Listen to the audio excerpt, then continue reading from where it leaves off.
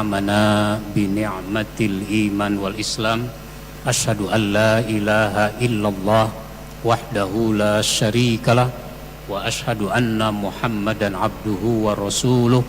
Allahumma salli wa sallim wa barik ala nabiyyina Muhammadin wa ala alihi wa ashabihi ajma'in.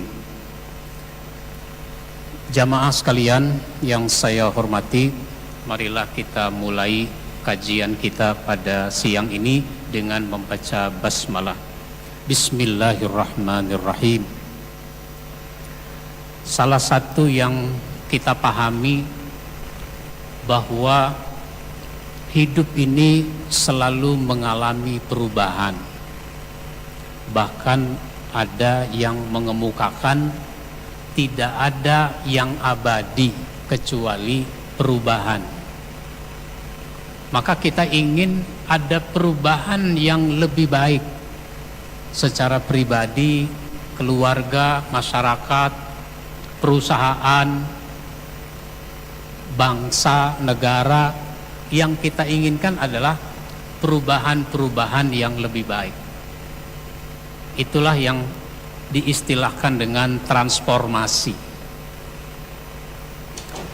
Karena itu dibutuhkan orang-orang, sumber daya manusia yang punya integritas. Karena sesuatu yang lebih baik itu hanya bisa dicapai, dilakukan oleh orang-orang yang punya integritas. Integritas itu adalah sifat yang menunjukkan kejujuran, kebenaran, kesatuan antara sikap, ucapan, dan tindakan.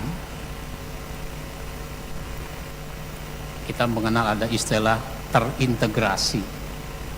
Kendaraan aja maunya terintegrasi. Dari rumah naik angkot, lalu ke halte Trans, nyambung lagi, terintegrasi.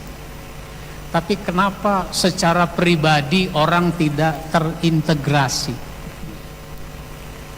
Oleh karenanya, integritas pada diri kita itu harus kita tunjukkan, dan ini ada ciri-cirinya. Nah, saya mencatat setidaknya ada 5 ciri pribadi yang punya integritas. Yang pertama adalah jujur. Ini sesuatu yang memang sangat ditekankan oleh Rasulullah sallallahu alaihi wasallam, sehingga beliau menyatakan dalam satu hadisnya, alaikum bisidqi fa inna sidqa yahdi ilal bir wa innal birra yahdi ilal jannah. Wajib atas kamu berlaku jujur, karena jujur itu akan mengarahkan kamu kepada kebajikan, dan kebajikan itu akan mengarahkan kamu kepada surga. Iyyakum wal kazib, jauhi dusta, fa innal kazib yahdi ilal fujur wa innal fujur yahdi ilan nar. Jauhi dusta, karena dusta itu akan mengarahkan kamu kepada kedurhakaan. Biasanya orang sekali berbohong, dia akan berbohong lagi, dan seterusnya begitu. Makin banyak kebohongan. Karena banyak kebohongan, akhirnya dia dipanggil dengan sebutan tukang bohong. Pakai tukang. Tukang itu bukan cuma orang yang menjual. Tukang apa dia? Tukang bakso. Bukan cuma tukang dalam arti menjual. Sesuatu yang biasa dilakukan oleh orang, itu juga dia sering disebut tukang. Tukang bohong. Dan kedurhakaan itu akan menghantarkan kamu kepada neraka. Jadi Rasulullah sallallahu alaihi wasallam sangat menekankan kejujuran. Makanya ada saat Rasulullah Shallallahu Alaihi Wasallam bercerita tentang orang yang jujur, bercerita tentang orang jujur, orang yang hidup di masa lalu. Contoh, Rasul cerita, sebut saja tokohnya si A dan si B. Si A beli tanah kepada si B, maka tanah itu karena sudah dibayar lunas sudah menjadi milik si A. Lalu si A mencangkul, si A menggali tanah itu. Ketika sedang menggali, ternyata di dalam tanah ada kotak. Dibersihkan itu kotak dari debu-debunya, lalu dibuka apa isinya. Ternyata isinya emas. Kalau bapak jadi si A, itu kira-kira bagaimana? Hah? Kalau bapak jadi si A, kira-kira bagaimana? Diam-diam aja kan? Nah, bahkan bisa jadi, wah rezeki nomplok ini kan gitu. Ternyata si A datang ke rumah si B. B, tempo hari kan saya beli tanah kepada kamu. Iya, kan udah selesai urusan jual beli. Iya, memang udah selesai. Itu tanah saya gali. Ketika sedang digali, ternyata ada kotak. Kotak itu saya bersihkan. Lalu setelah dibuka, ternyata isinya emas. Ini mungkin punya kamu yang kamu lupa menyimpan harta di dalam tanah. Kalau bapak jadi si B, kira-kira bagaimana? Iya, emang gue lupa itu. Sini kan gitu. Nah, ternyata si B nggak begitu. Apa kata si B? Itu tanah udah saya jual. Apa yang ada di dalamnya saya tidak berhak lagi.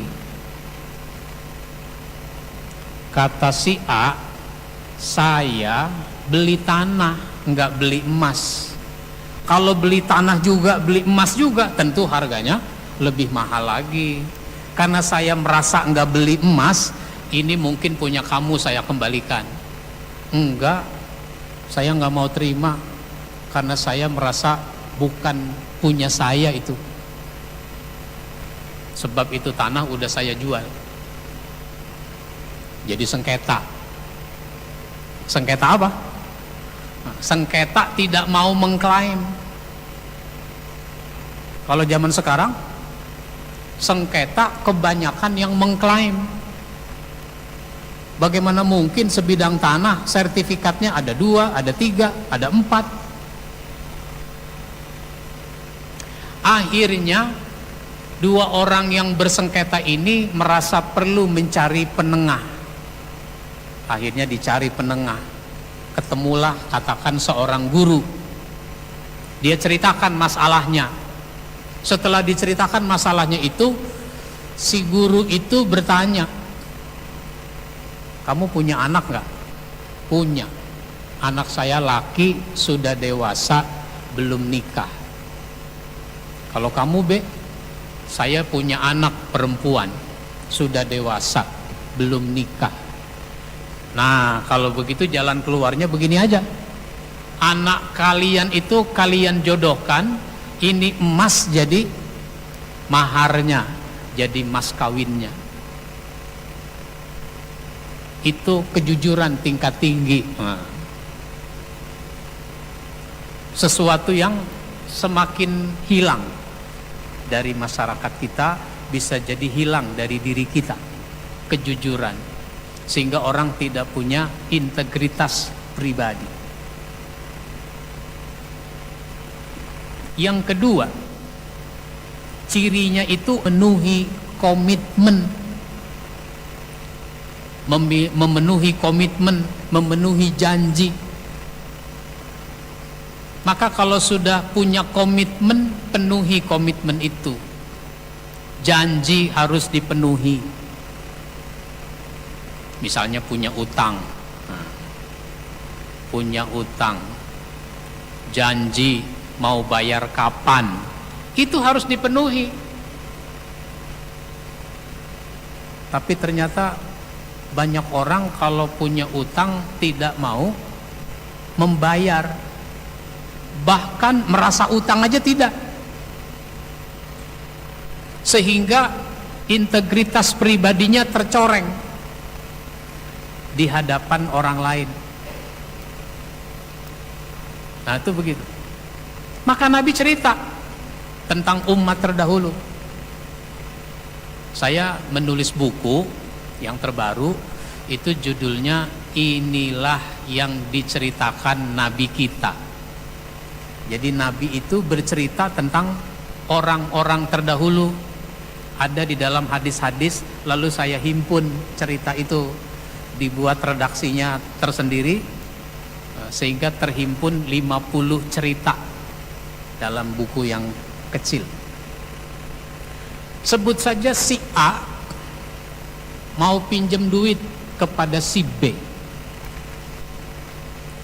B, saya mau usaha, saya mau bisnis, mau dagang ke negeri seberang. Karenanya saya membutuhkan modal, saya tidak punya modal. Berapa? 1000 dinar. Wah, banyak itu 1000 dinar. Kalau mau pinjem duit sebanyak itu harus ada jaminannya. Apa jaminannya? Jaminannya Allah Subhanahu wa ta'ala. Dia pikir-pikir, bener juga ya, Allah jadi penjamin. Ngomong-ngomong, kalau bank ada penjaminnya nggak? Ada penjaminnya gitu, biar supaya masyarakat tenang. Asuransi, perusahaan asuransi itu ternyata ada asuransinya juga. Perusahaan asuransi itu diasuransikan. Nggak tahu yang mengasuransikan itu diasuransikan lagi apa enggak, saya nggak tahu. Karena saya pernah ceramah di suatu kantor, jadi saya nanya-nanya, ini perusahaan apa Pak? Perusahaan asuransi. Kayaknya saya baru tahu ini ada perusahaan asuransi yang ini judulnya, yang ini namanya. Iya, memang ini nggak terkenal di masyarakat, tapi ini adalah perusahaan asuransi yang mengasuransikan asuransi. Oh begitu. Jadi seluruh perusahaan asuransi itu diasuransikan di sini. Kalau terjadi apa-apa, itu di sini nanti. Jadi semacam penjamin. Nah, lalu kalau ya oke lah, Allah yang jadi penjamin. Namanya utang banyak perlu ada saksi. Jangan sampai nanti pada saat saya nagih, kamu merasa nggak punya utang dan saya nggak bisa menunjukkan saksi. Saksinya siapa kalau begitu? Saksinya Allah Subhanahu wa ta'ala. Dia pikir-pikir, bener juga ya, Allah jadi saksi, memang Allah menyaksikan. Ya sudah, kapan mau dibayar? Komitmen. Disepakati waktunya, dikasihlah itu uang 1000 dinar. Dengan uang 1000 dinar itu dia pergi ke negeri seberang, dia berbisnis di sana, dapat untung yang banyak. Dia ingat sebentar lagi jatuh tempo, maka dia pergi ke pelabuhan. Ternyata di pelabuhan tidak ada kapal, tidak ada orang. Biasanya ada, nggak tahu kenapa. Nggak ada kapal, nggak ada orang. Wah, kalau nunggu ada kapal sampai kapan? Bisa terlambat ini bayar utang. Gimana caranya nih supaya bisa tepat bayar utang? Akhirnya dia cari kayu masih gelondongan gitu, belum dipotong, belum dibelah, kayu, sebatang kayu. Itu kayu dia bolongi, uang 1000 dinar dia masukkan ke lubang kayu itu. Dia pun tulis surat untuk si B. B, mohon maaf, saya belum bisa pulang karena nggak ada kapal. Karenanya ini saya kirim uang 1000 dinar untuk saya bayar utang. Mudah-mudahan diterima. Wassalam, si A, kira-kira begitu. Dimasukkan itu uang dan surat ke lubang itu, dibungkus rapat-rapat. Lalu dia mau hanyutkan itu kayu. Sebelum dihanyutkan, dia berdoa dulu, ya Allah, saya pinjam uang kepada si B 1000 dinar. Dia tanya, apa jaminannya? Saya bilang, engkau yang menjadi penjamin. Dia tanya, siapa saksinya? Aku bilang, engkau yang jadi saksi. Maka tolong sampaikan ini kepadanya. Dihanyutkan itu kayu, digulung oleh ombak. Terus begitu. Biasanya ada jadwal kedatangan kapal, maka si B datang ke pelabuhan. Siapa tahu si A pulang atau nitip uang. Kan biasanya ada penitipan barang, penitipan uang. Pokoknya setiap zaman ada caranya sendiri-sendiri. Ternyata ketika dia datang ke pelabuhan di sana, nggak ada kapal, sepi, nggak ada orang. Waduh, gimana ini? Ya sudah, dia pulang. Dia pulang, jalan kaki, menyusuri pantai. Ternyata ada kayu terdampar. Diambil itu kayu, dia bawa pulang, lumayan buat kayu bakar. Dipotong, dibelah. Ketika dibelah itu, ternyata ada bungkusan. Dia buka, ada surat buat dia. Uangnya juga ada 1000 dinar. Oh, begini si A caranya bayar utang. Selesai urusan utang. Lalu beberapa waktu kemudian baru si A bisa pulang. Sampai di kampungnya, langsung dia ke rumah si B. B, mohon maaf, tempo hari waktu saya mau pulang gak ada kapal. Akhirnya sekarang nih baru saya bisa pulang. Jadi saya bayar utangnya terlambat nih, mohon maaf. Nih saya bayar. Kok bayar lagi? Emang kapan saya bayar? Sudah, kamu kan sudah bayar. Bukannya kamu yang menghanyutkan kayu. Kayu itu dilobangi. Ternyata di lubang itu ada bungkusannya, isinya uang. Bahkan ada surat buat saya. Oh, itu kamu terima? Iya, saya terima. Jadi urusan utang bagaimana? Udah selesai.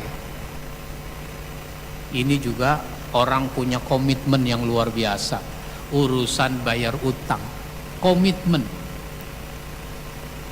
Padahal kalau dia tunda dulu bisa, masih pantas. Memang gak ada uang.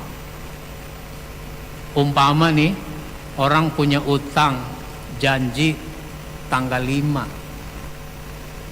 Ternyata tanggal 5 itu hari Sabtu misalnya, atau hari Ahad. Bank tutup, tidak bisa dia transfer uang dalam jumlah yang banyak. Nunggu hari Senin. Tapi kan terlambat. Begitu. Luar biasa itu si A. Si B itu juga luar biasa. Kenapa?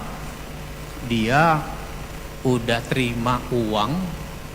Kalau dia mau katakan belum, bisa aja dapat lagi dia 1000 dinar itu. Ini namanya orang-orang yang berintegritas, punya komitmen, memenuhi komitmen dan janji. Yang ketiga yaitu konsisten. Orang yang punya integritas itu adalah orang yang konsisten. Istilah kita dalam Islam itu istiqomah, nah, punya pendirian yang kuat. Dia tergoda, setiap orang tergoda, setiap orang tergoda. Nabi juga tergoda, tapi istiqomah membuat dia tidak nuruti godaan-godaan itu. Kita ingat Nabi Yusuf alaihi salam diajak untuk berzina oleh seorang wanita. Wanita itu cantik. Sebagai laki-laki ada rasa tertariknya Yusuf pada wanita itu, tapi dia tidak mau memenuhi ajakan wanita itu. Apa dia bilang? Inni akhafullah, sesungguhnya saya takut kepada Allah. Begitu, itu namanya istiqamah. Nabi Muhammad sallallahu alaihi wasallam ditawari apa? Harta. Kalau engkau mau harta yang banyak, kami kumpulkan harta yang banyak. Kalau engkau maunya wanita, kami pilihkan wanita yang paling cantik. Kalau engkau mau jadi raja, kami angkat engkau jadi raja. Asal engkau menghentikan dakwah. Padahal kalau jadi raja, istri cantik, duit banyak, apa yang gak bisa dilakukan? Karena katanya orang pengen punya kekuasaan. Dengan kekuasaan itu banyak yang bisa dieksekusi. Kebaikan-kebaikan banyak yang bisa dilaksanakan. Setelah berkuasa, malah dia melakukan sesuatu yang bertentangan dengan niatnya dulu. Nah begitu, istiqomah. Nabi gak mau. Andai mereka bisa meletakkan matahari di tangan kananku, bulan di tangan kiriku, tidak mungkin aku menghentikan dakwah ini. Itu namanya istiqomah. Ditawari lagi supaya toleransi, kalau bahasa sekarang, supaya toleransi, hidup rukun damai meskipun beda agama. Bagaimana kalau hari ini atau minggu ini, tahun ini kita sama-sama menyembah Allah, Tuhan yang Maha Esa, tapi tahun besok kita menyembah Latta dan Uzza.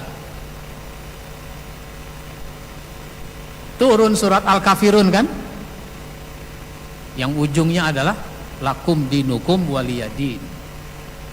Nggak bisa, nggak bisa, agama tuh dicampur-campur, nggak bisa.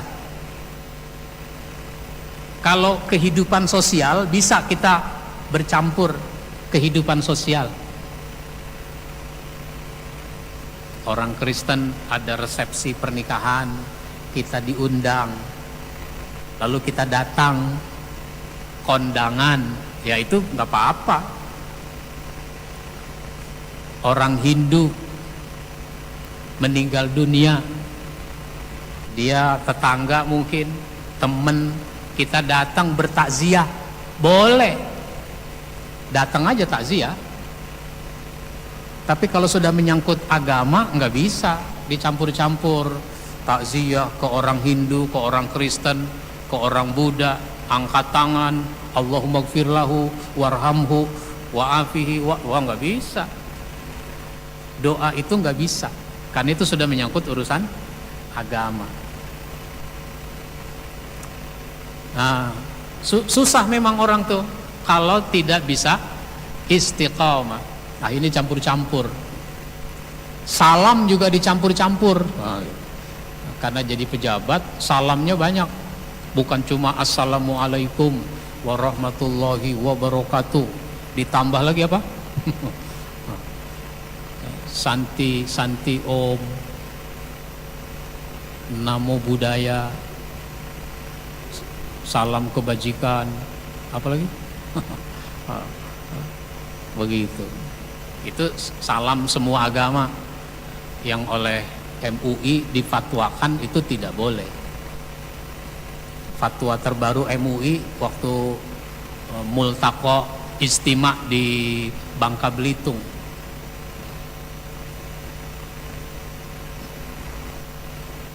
Istiqomah dalam urusan agama, istiqomah dalam urusan apa saja yang berkaitan dengan nilai-nilai kebenaran harus dipertahankan. Yang keempat, ciri orang yang berintegritas itu adalah bertanggung jawab. Dia punya tanggung jawab. Karena segala sesuatu ada pertanggungjawabannya. Wala taqfu ma laisa laka bihi ilmun innas sam'a wal basara wal fuada kullu ulaika kana anhu mas'ula. Jangan kamu lakukan sesuatu yang kamu tidak punya pengetahuan tentang itu. Sesungguhnya pendengaran, penglihatan dan hati akan dimintai pertanggungjawaban. Karenanya dia lakukan segala sesuatu dengan penuh rasa tanggung jawab.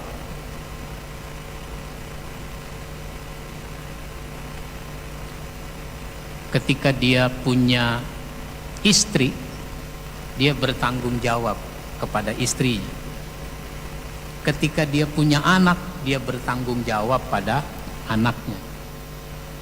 Ketika dia punya status, sebagai apa statusnya? Sebagai karyawan. Dia bertanggung jawab dengan statusnya sebagai karyawan. Ketika dia punya jabatan kedudukan serendah apapun, dia bertanggung jawab atas kedudukan itu. Nah, itu bertanggung jawab. Karena bertanggung jawab, dia tidak mau melakukan penyimpangan, penyelewengan, sekecil apapun. Bahkan bisa jadi orang anggap itu udah biasa, dia tetap tidak mau. Masih ingat tentu cerita seorang khalifah namanya Umar bin Abdul Aziz. Sebenarnya khalifah itu ada 4: Abu Bakar, Umar, Utsman, Ali. Tapi oleh sejarawan, Umar bin Abdul Aziz itu diposisikan sebagai khalifah yang kelima karena dia cemerlang. Meskipun dia jadi khalifah itu enggak nyampe 2 tahun, tapi prestasinya luar biasa. Salah satunya karena dia memang sangat bertanggung jawab. Dia berpikir keras bagaimana bisa menjalankan amanah jabatan dengan baik.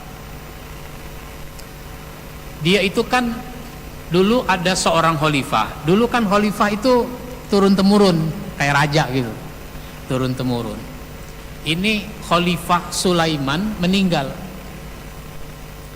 dia tidak punya keturunan, sehingga kepemimpinan jatuh kepada keponakan, yaitu Umar bin Abdul Aziz. Ketika dimandatkan Umar bin Abdul Aziz, dia kumpulkan orang, tokoh-tokoh dia kumpulkan semuanya. Saya tidak ingin mengemban amanah khalifah itu karena keturunan, karena hubungan darah, saya tidak mau. Maka saya kembalikan kedudukan ini, jabatan ini, lalu kita pilih, kita tunjuk, kita musyawarahkan siapa yang terbaik untuk memimpin. Maka proses musyawarah justru menunjuk Umar bin Abdul Aziz. Jadi Umar bin Abdul Aziz jadi khalifah bukan karena otomatis, bukan karena kayak kerajaan, tapi memang orang mempercayakan padanya. Maka Umar bin Abdul Aziz bekerja dengan baik, serius, sungguh-sungguh, efektif, sangat efektif, hati-hati. Sampai-sampai ketika dia bekerja sampai malam, maka di mejanya ada lampu minyak. Dia membaca surat-surat yang harus ditindaklanjuti. Anaknya datang, dipersilakan masuk, ditanya ada apa, ada yang ingin saya bicarakan. Tentang apa? Tentang pribadi, keluarga, atau masyarakat dan bangsa, kira-kira begitu. Oh, ini urusan pribadi, paling banter urusan keluarga. Oh iya, baik, dimatiin itu lampu. Sesudah dimatikan itu lampu, ruangan jadi gelap. Anaknya nanya, Pak, kenapa lampu dimatikan? Kita ini kan mau bicara. Kalau boleh pakai bahasa saya, ngomong kan yang penting kedengeran, nggak mesti kelihatan.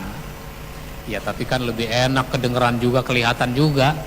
Iya memang lebih enak, tapi masalahnya ini lampu pakai minyak, minyaknya dibeli pakai uang negara. Saya tidak mau menggunakan fasilitas negara untuk kepentingan yang sifatnya pribadi. Oh, sampai ke tingkat itu. Sehingga dengan jabatan nggak nyampe 2 tahun, dia mengalami kesulitan untuk mendistribusikan dana zakat. Kenapa? Orang sejahtera. Sulit, nyari mustahik itu sulit. Karena orang sejahtera.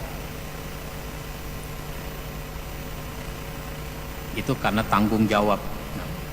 Terakhir, orang yang punya integritas itu cirinya dia bisa dipercaya. Nah, bisa dipercaya. Maka Rasulullah Sallallahu Alaihi Wasallam punya gelar, punya sebutan dari masyarakat jahiliyah. Apa sebutannya? Al-Amin. Kan waktu itu beliau memulai berdakwah. Dikumpulkanlah orang-orang Mekah. Ketika berdakwah sembunyi-sembunyi udah 3 tahun. Nah, udah 3 tahun, maka memasuki tahun keempat itu dikumpulkan orang secara terbuka di kaki bukit Sofa. Kalian percaya nggak seandainya saya mengatakan di balik bukit ini akan ada pasukan dari suku-suku lain yang akan menyerang kita? Kami percaya karena engkau adalah Al-Amin. Nah, gitu. Engkau adalah orang yang terpercaya, yang bisa dipercaya. Kalau begitu kalian mau nggak mengucapkan satu kalimat yang seandainya diucapkan kita ini akan jadi orang yang bersaudara, lebih hebat dari persaudaraan karena hubungan darah, karena kesukuan. Kalimat apa itu? Asyhadu alla ilaha illallah wa asyhadu anna Muhammad Rasulullah. Wah, itu orang langsung bereaksi. Apalagi yang namanya Abu Lahab, pamannya sendiri, sampai dia bilang apa? Tabban laka ya Muhammad, celaka engkau ya Muhammad. Kalau dengan sebab ini kami dikumpulkan, celaka engkau. Allah turunkan surat Al-Lahab, tabbat yada abi lahabi watab. Celaka kedua belah tangan Abu Lahab. Jadi yang celaka bukannya Muhammad, yang celaka itu Abu Lahab dengan kedua belah tangannya. Kenapa disebut kedua belah tangannya? Karena Abu Lahab berusaha mencegah orang-orang yang berduyun-duyun datang ke kaki bukit Sofa, itu dia cegah, dia halau dengan tangannya itu. Mau kemana? Mau ke bukit Sofa? Salah pulang, balik lagi pulang. Tetap aja orang pada datang, meskipun dia dengan dua tangannya menghalau. Celakalah kedua belah tangan Abu Lahab itu. Jadi menjadi orang itu harus bisa dipercaya. Sekali orang tidak percaya, udah sulit membangun kepercayaan. Sulit. Baik, ini yang saya sampaikan, mudah-mudahan bermanfaat buat kita semua. Ada pertanyaan?